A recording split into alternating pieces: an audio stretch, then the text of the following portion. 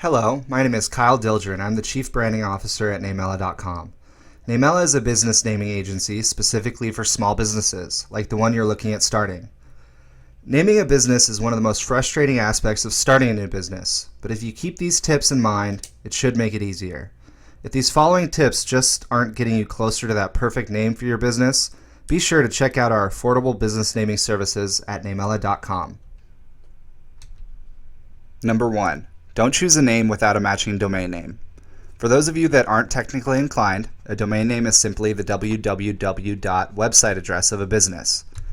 This one is non-negotiable. You have to understand that the attention of a new client is very delicate. If they see your ad, hear your name from someone, or drive by your business and decide to look you up, they need to be able to find you easily.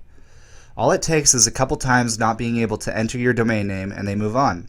Whatever you do, make yourself easy to find and make the domain name match exactly to the name of your business. Furthermore, it has to be a .com. .net, .biz, or .usa are unprofessional and people tend to forget. You can check availability of a business domain name with a search tool on GoDaddy.com.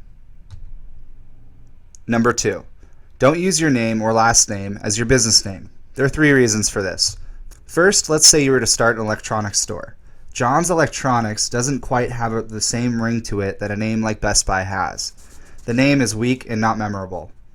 Second, if you're too closely associated with your company, it's all too easy for clients to always expect to talk and deal with you and only you. What if you want to grow? And finally, it's hard to walk away if you ever want to sell your business, as it's your name and your reputation at stake. Number 3, don't get cutesy with your name. If it takes someone more than a couple guesses to figure out about what you do, you're doing it wrong. Make it clear what you do so you are easy to remember and not one of those businesses you see and wonder, what in the heck does this business do every time you see it? Even better if you can make it short. This means no weird spellings, no X's where they shouldn't be. Your name should pass the radio test, which means that someone should be able to hear, understand, and remember your name even if they heard it on the radio. Now, some branding pros might disagree with me here, but after working with thousands of new small businesses, I think getting fancy for smaller operations is a bad idea. If you have millions to spend on marketing, that may be different, but most of us don't. Here at Namella, we say that clarity is king and don't suggest names that require lots of explanation. We believe a name should stand on its own. Number 4, don't get the wrong feedback on a business name.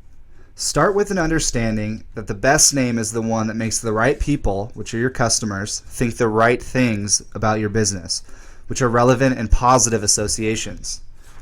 You need to define what your brand will stand for, both in a logical sense of features and benefits and an emotional sense of feelings and associations. Your name has to suggest, inspire, or support this definition. Oftentimes, this means that you and your partners are not the best qualified people to evaluate names. You have to take the ideas to as many outsiders as you can.